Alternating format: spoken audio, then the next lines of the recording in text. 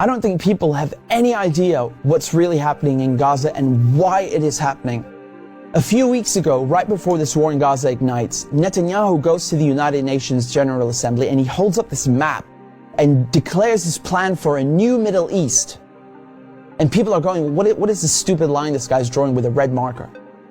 What it is an economic corridor that stretches all the way from India to the United Arab Emirates, into Saudi Arabia, into Jordan, Israel, and then finally to the entire European continent. I mean, the United States at this point, seeing their influence starting to fade, seeing the relevance of the dollar recede after they stole $300 billion from Russia. You have all these spooks in Washington and Tel Aviv, running around desperately trying to counter BRICS and counter China's new Silk Road. And this is their answer. This is a rival to the new Silk Road. Remember, the ancient Silk Road is the largest, most important trade route in human history. This thing is enormous. It stretches all the way from China to Syria to the Mediterranean Sea. The Chinese know how important this thing is and they want to revive it. It is the future of world economics, trade, and politics. Within the span of a few weeks, Iran and Iraq have signed a railway deal. So now you have a rail link for the new Silk Road. And President Assad of Syria, who the West have been trying to isolate for over a decade, is now visiting China, the world's largest economy, and signing a strategic partnership. This is pivotal. So now the new Silk Road has rail access all the way to the Mediterranean Sea through Syria's port in Latakia. So not just land, but maritime trade. This is crucial. And as enormous and important as all of this is just one aspect. This is just one aspect. You still have the gas. How can we talk about the Middle East without talking about gas and oil? When the US instigated the Maidan coup in 2014, that wasn't just about NATO expansion and encirclement of Russia. This was about surrounding, controlling, and cutting off Russian gas to Europe. Russia is the country with the largest proven reserves of natural gas. Control Ukraine, and you control the pipelines that feed and supply Russian gas to Europe. For decades, you've had US politicians, Republican and Democrat, from every administration, openly saying on camera, we don't want Nord Stream. There will be no longer a Nord Stream 2. We will bring an end to it. You want to have pipelines that don't go through Ukraine and Russia. For years, we've tried to get the Europeans to be interested in different pipeline routes. It's time to do that. You want to depend more on the North American energy platform, the tremendous bounty of oil and gas that we're finding in North America. Lo and behold, Nord Stream 1 and 2 are blown up. I mean, this is without question the most egregious, the largest terrorist attack on European infrastructure in modern history. There are only 3 countries on this planet that can pull this off. They are Russia, Britain, and the United States. And let me tell you, it was not Russia. You combine that with the sanction packages from the European Union, banning Russian oil and gas. I mean, talk about shooting yourself in the foot. So now there's no more Russian gas coming into Europe. And just like that, the United States have achieved a long-standing foreign policy objective. Now, the only other country with enormous gas reserves, the second largest in the world, is Iran. Iran signed the nuclear deal in 2015 and 2016. They're complying in every way imaginable. The IAEA at the UN cannot be happier. And then the United States, the guys who orchestrated the whole deal, go back on their word and they rip it up just like that and reimpose sanctions on Iran. So now Iran is barred from selling its oil and gas to Europe and others. So Russia and Iran, the 2 countries with the largest gas reserves, are out of the picture.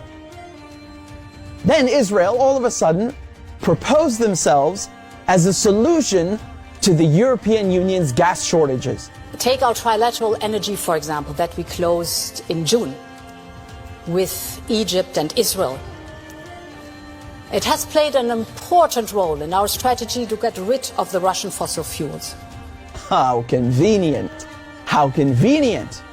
In 2010, they conduct a geological survey and find this monstrous giant gas field in the Middle East. It's called the Leviathan, and it's in the Mediterranean Sea on the Levantine Basin. That means it's right off the coast of Palestine, Lebanon, Syria. Syria initially declines offers over its gas reserves and simultaneously refuses to lay pipes for a Qatari gas project. What a coincidence! Barely a year later, war breaks out in Syria. And who's funding it? Qatar and Israel and the United States are just some of the parties funding and running this war to overthrow the government in Damascus. Today, the United States control 1/3 of Syria. They control all of Syria's oil fields, and Israel is bombing Syria's most vital port, Latakia, on a regular basis. So they're cutting off all the oil revenue and destroying, crippling any maritime activity, such as trade, such as gas exploration. Another major port on the Levantine coast is in Beirut, which mysteriously explodes in 2020. And so Israel, proposing itself as a solution to Europe's gas shortages, shows up with an FPSO, this enormous gas extraction vessel, and tries stealing gas from Lebanon's Karish gas field. And, this reignites a huge maritime border dispute. And Israel has to go and beg the United States to solve this diplomatically, because Hezbollah said, if you steal 1 cubic inch of our gas, we will fire our missiles on your ship. Now we come to Gaza. Gaza also has its own unexplored gas fields. Gaza is also a concentration camp run by the Israelis, and it's been under siege by Egypt and Israel under naval blockade since 2007. I mean, you can't even fish properly, let alone extract gas. And so now, the Lebanese, the Syrian, the Palestinian ports, they're all out of action, and the only working port left in the coast is the Israeli port on Haifa. I mean, how convenient. This makes Israel the only one able to explore gas and implement an economic corridor like the one that Netanyahu held up at the UN. So in other words, Israel and the United States together killed off all the competition, stole their goods, and cornered the market. But as winter is approaching, Israel desperately needs to get that gas for Europe. But there's no stability. There can never be stability in the region without solving the Palestinian question. And so when Netanyahu shows up at the UN with his brilliant plan, the Israelis thought, oh, it's a done deal. They'll just get Saudi Arabia to normalize ties and thereby extinguish the Palestinian issue once and for all. And that is precisely why they are in Gaza slaughtering Palestinians like crazy, like they're in berserker mode. Israel has bombed Gaza before, but this surpasses anything we've ever seen, which is truly saying something. I mean, this is unhinged, calling people human animals and massacring them. Israel is just hoping the Palestinians will run away in fear into the desert. They've literally said this. They want to put them in the desert. They want people in Gaza to go to the Sinai desert and push the people in the West Bank into Jordan. This is genocide and ethnic cleansing without question. But it also has economic and geopolitical implications. Hamas and the collective resistance, when they found out about Israel's plan and Saudi Arabia's wishes to normalize ties with Israel, which would destroy any hope of a Palestinian state, this forced their hand. It became clear they needed to act and respond immediately, lest Palestine be lost forever. For Palestinians, this is and always has been a matter of life and death, to be or not to be. Either the resistance axis and the global south expel the American and Israeli colonizers from the Middle East, or Israel and the United States will continue occupying the region, choking off the new Silk Road, plundering Syria's oil, and keeping Russian, Iranian, and Arab gas cut off from the world market.